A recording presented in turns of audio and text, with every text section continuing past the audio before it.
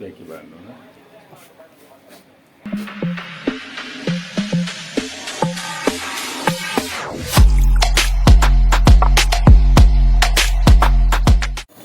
Hi, good morning හැමෝටම. අද අපිට තියෙන්නේ මේ අනුරාධපුර ටුවර් එක. එතකොට අපි ඒකට යන්නේ අපි ෆස්ට් ක්ලාස් ට්‍රේන් එකක් බුක් කරා. එතකොට අපිට යන්න තියෙන්නේ මේ කළුතර ස්ටේෂන් එකට ගිහිල්ලා එතනින් කොළඹ ට්‍රේන් එක කොළඹින් ට්‍රේන් එක අල්ල ගන්න ඕන ආයෙම 5:50ට තියෙන. ඒ ට්‍රේන් එක අල්ලගෙන අපිට උදේ 10 විතර වෙද්දී තමයි කොහොම හරි මේ අනුරාධපුර යන ට්‍රයි එකක් දෙන්නේ. බලමු එහෙනම් ස්ටේෂන් එකට ගිහිල්ලා. අපි කළුතර ස්ටේෂන් එකට ආවා. දැන් වෙලාව 3:40යි කියලා තමයි පෙන්නේ. 45 ට්‍රේන් එක තියෙන්නේ.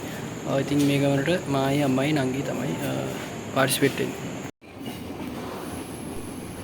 ට්‍රේන් එක නම් කීප වෙලාවකටම ආවා. අපි දැන් කළුතරටත් සමුදීගෙනම කොළඹට යනවා. අපිට ඊට පස්සේ කොළඹින් නගින්න තියෙනවා ආයෙත් තව ට්‍රේන් එකකට යාපනයේ ට්‍රේන් එකට 5:45ට. එහෙනම් අපි කොටුවේ මුල ගෙමු.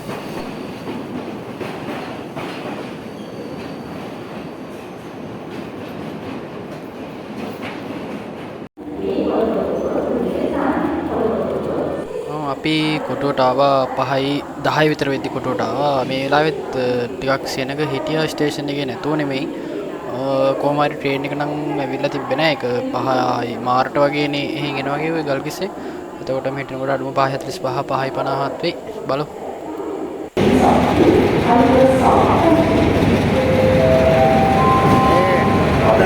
හරි ඊට පස්සේ ওই ට්‍රේන් එකේ තමයි දැන් අද අපි යන්නේ. ඉතින් අද අපිට තියෙන්නේ ෆස්ට් ක්ලාස් රයිඩ් එකක්.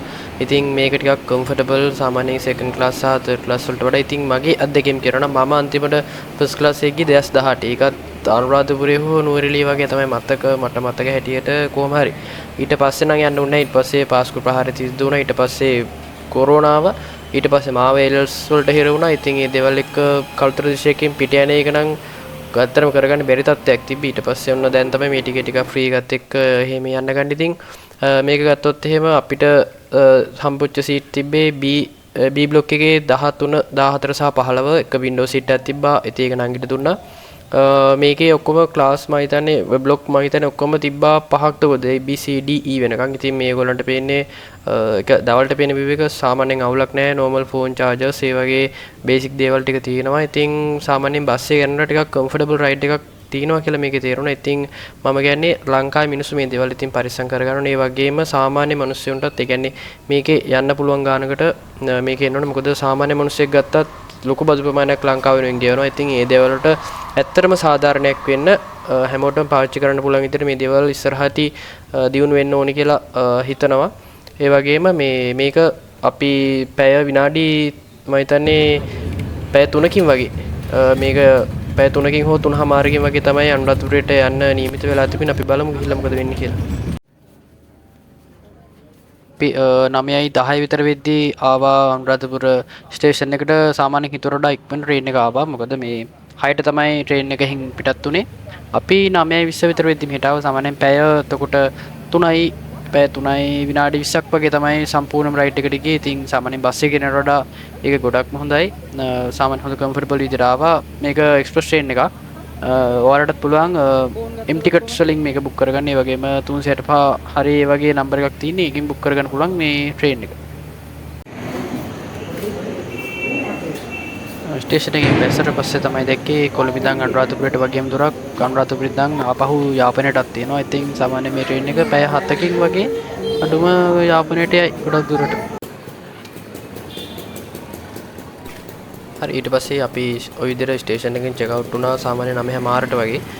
ඊට පස්සේ අපි ලොකු අම්මට කෝල් කරා. මොකද මේ ගමනට සම්පූර්ණයෙන්ම අපිව ගයිඩ් කරේ සහ අපිට අදාළ දේවල් ටික ඔක්කොම පෙන්වලා දුන්න ලොකු අම්මා. ඊට පස්සේ ඉතින් අපි ලොකු අම්මට කෝල් එකක් දුන්නා මොකද කරන්න ඕනේ කියලා. ඊට පස්සේ ලොකු අම්මා කිව්වා ස්ටේෂන් එක ඉස්සරහින් ඉන්න අඩුර ගන්න පුළුවන් විදිහට. මොකද ඊට පස්සේ ලොකු අම්මා අපිව පික් කරගන්නයි කියලා. ඊට පස්සේ ලොකු අම්මා වාහනයකුත් හය කරගෙන ආවා අපිව පික් කරගන්න. ඊට පස්සේ අපි එහෙම ගියේ අපි නැවතිලා හිටපු තැනට මතකද කැමේලියකට අපි ගියා. ඊට පස්සේ එතනින් ඊට පස්සේ බලමු මොකද අපි කරේ කියලා.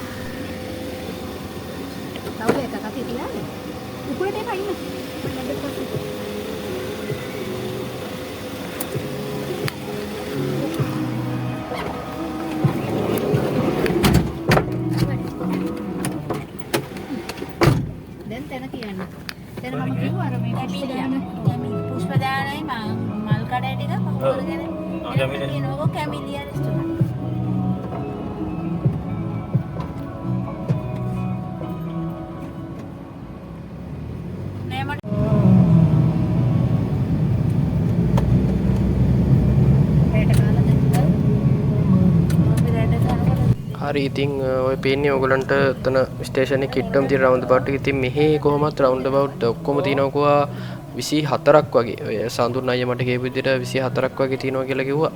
බලමු. ඔව්.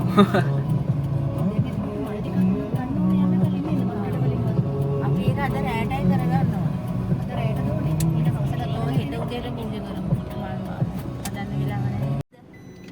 හරි විදිහට අපි නතර වෙලා ඉන්න තැනට ආවා. මෙතනට සාමාන්‍යයෙන් ජයශ්‍රී මහා බෝධිය ළඟ ඉඳන් මීටර් 200ක් හෝ 250ක් වගේ තමයි උනේ. මේක අපි කියන්නේ අපි මේක ප්ලෑන් කරනකොට මේ හරිය තියෙන ඒවා ටික ඔක්කොම සාමාන්‍ය බුක් වෙලා අපිටත් මේක රෙකමන්ඩ් කරේ මේකේ කලින් හිටපු කට්ටියක්. ඉතින් අවුලක් නැහැ කියලා කිව්වා. ඉතින් මේකේ රූම් ෆී එක නම් උනේ 4000යි. සාමාන්‍යයෙන් මේක පොඩි අවුලකට තියෙන නන් AC. ඉතින් AC එකක් මේ ටිකේ හොයාගන්න අමාරු. මේ ටිකේ බුක් වෙලා තිබ්බේ.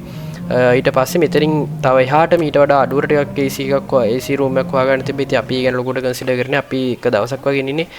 ඊට පස්සේ වොෂ් එකක් දාගෙන චේන්ජ් එකක් දාගෙන අපි ඊට පස්සේ ආවා ජයශ්‍රී මහ බෝධියකට. මේ ඔයගොල්ලන්ට පෙන්න එතන තියෙන මාල්කාර ටික. ඒ වගේම ඔයාලා පබ්ලික් ට්‍රාන්ස්පෝර්ට් එනවා නම් ස්ටේෂන් එක ගාවින් දැම්මත් මෙතන නැගිටින ගේට් එක ගාවට බස් එකක් තියෙනවා. මේ ඔයගොල්ලන්ට පේන්නේ බස් එක. ඊට පස්සේ අපි ඔතනින් මල් ටිකකුත් ගත්තා. අරගෙන මේ ජයශ්‍රී මහ බෝධියට ගියා. මොකද අපිට වතාවත් 3ක් මෙතනට යන්න තියෙනවා සම්පූර්ණ බුද්ධ පූජා ඉවර කරගන්න. හරි ඊට පස්සේ අපි ගියා. සාමාන්‍යයෙන් ලොකු රස්නයක් තිබ්බා මේ ටික ඇවිදිද්දි. කියන්නේ දැන් මම ඉන්නේ කළුතරනේ. එතකොට සාමාන්‍යයෙන් ඇඟට දැනෙනවා ටිකක් අමුතු රස්නයක් එකපාරට ගියාට පස්සේ. කියන්නේ අවුවත් ටිකක් සැරයි මීට වඩා මේ දවස් ටිකේ. දැන් අපි මෙහි යන දවස්වලම තමයි මහනුවරට ලොකු ගම් වතුරක් ඇවිල්ලා තිබ්බේ. ඉතින් ඒ ආවට මේ පැත්තේ එහෙම ලොකුට ආයි වෙහි පොදක්වත් නැහැ. වේලෙන්න තිබ්බේ. සාමාන්‍යයෙන් ඇවිදිනකොට උනත් සෑහෙන අමාරුයි මේ ටික ඇවිදින්න. හරි ඊට පස්සේ අපි ඔතනින් අපේ සෙරෙප්පු ටික බාර දුන්නා සෙරෙප්පු කවුන්ට් එකට. ඊට පස්සේ එතනින් චෙක් කරගෙන ඇතුළට යන්න ඕනේ.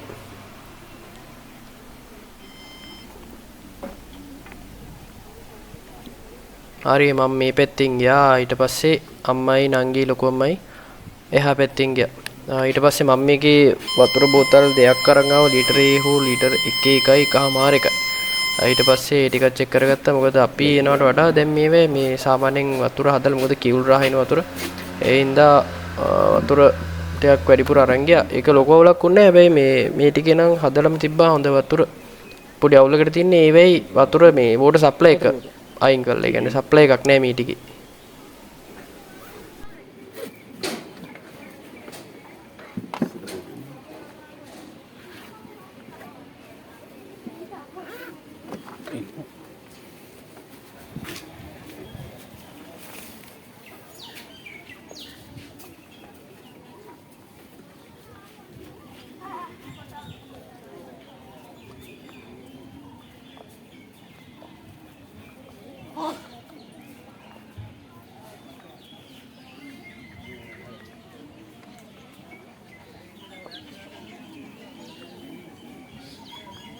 හරි ඊට පස්සේ අපි එතනින් ඇතුළට ආවා. ඒ වගේම මේ හරිය නම් ටිකක් ඇත්තටම ඇවිදින්න අමාරුයි. මොකද මේ අල්ලලා තියෙන ගඩොල් හින්දා ටිකක් ඒව රස්නේ ටිකක් වැඩිපුර තියාගන්නවා. සහ මේ මාරු විදිහට රත් වෙලා තිබ්බේ හැරේ. ඉතින් මේ ලනුපාපෙසි උඩින් තමයි අපිත් ඇවිදගෙන ගියේ.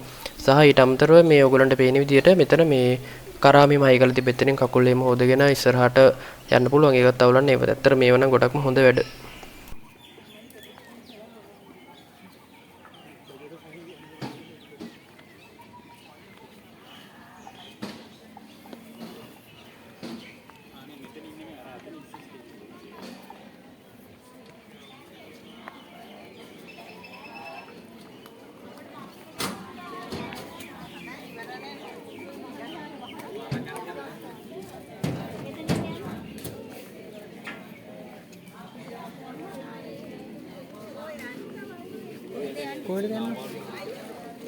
විදිහට අපි ජයශ්‍රී මහ බෝධිය ඇතුළට ආවා.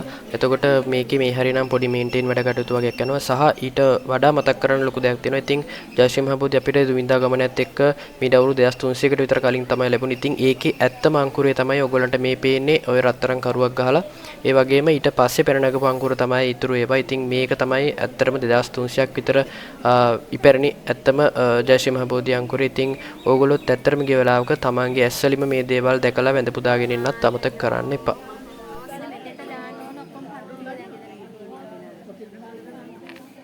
ඊට පස්සේ අපි ගියා පහන් හඳුන්කුරු ඒ ටික පත්තු කරන්න. ඔතනින් එහා පැත්තේ තමයි ඒ ටික තියෙන්නේ. පහන් ටික නම් පත්තු කරා සැරවුවක් තියෙන්නේ. හඳුන්කුරුටත් මෙතනින්ම පත්තු කරගත්තා. ඔයගලන්ට පේනවා ඇති මේ ඉස්සරහා මේ පැත්තේ තියෙනවා අලෝවා පායත් මේ පැත්තෙම තියෙනවා. මේ මට හැටියට මට කණු 1600ක් වගේ තමයි මතක. අතක විදියට. එතනින් ලෝවා මහපායතනේ වගේ මෙතනින් ඔතෙන් රුවන්වැලි සෑයත් පේනවා. මේ පැත්තට ගියාම ජයශ්‍රී මහ බෝධිය ටික තියෙනවා. ඉතින් ඒ ටික තමයි කරේ බලමු. ඊට පස්සේ අපි ගියා මේ දවල් කෑම ගන්න ජයශ්‍රී මහ බෝධි කිට්ටුම් තියෙන හෙළබුජුන් එකට. ඉතින් මේකේ මම දැක්ක පොඩි වෙනසක් තමයි සාමාන්‍යයෙන් අනිත් කඩවලට වඩා මෙතන කිචන් ඒරියා එක ටිකක් ලොකුවට තියෙනවා අනිත් කඩවලට වඩා සාපේක්ෂව. ඉතින් ඊට අමතරව මෙතන උයන්නේම ගොඩක්ම කාන්තා පාර්ශ්ව. ඉතින් ඒකත් ගොඩක් වටිනවා. මේ වගේ දේවල් වලට ඇත්තටම යන්න තියෙනවා නම් ගොඩක් හොඳයි. සහ මෙතන කෑම ගොඩක් අඩුවෙන් ගන්න පුළුවන්. ඒ වගේම අර මස් මාළු ඒ වගේ දේවල් අඩංගු නැති වෙන්න. කියන්නේ අර කියන්නේ කට්ටිය අර පේ වෙලා වගේ නේ. ඒ හින්දා ඉතින් මේ දේවල් ගොඩක් අඩුවෙන් මෙතනින් කෑම ගන්න පුළුවන්. ඊට පස්සේ අපි කෑමත් අරන් කොහෙද ගියේ කියන එක බලන්නේ ඊළඟ vlog එකෙන් තමයි. එහෙනම් අදට සමු ගන්නවා. එහෙනම් මේ වගේ අලුත් වීඩියෝ එකකින් ඉක්මනටම හම්බ වෙමු.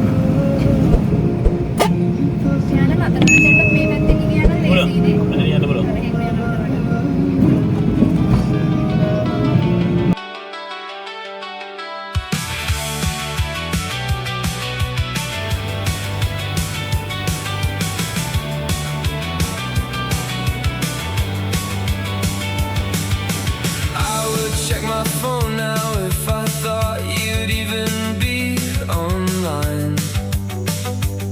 But I know that this time I have crossed a very sacred line.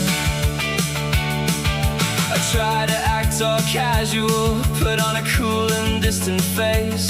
But every time I close my eyes, I'm back inside that empty space.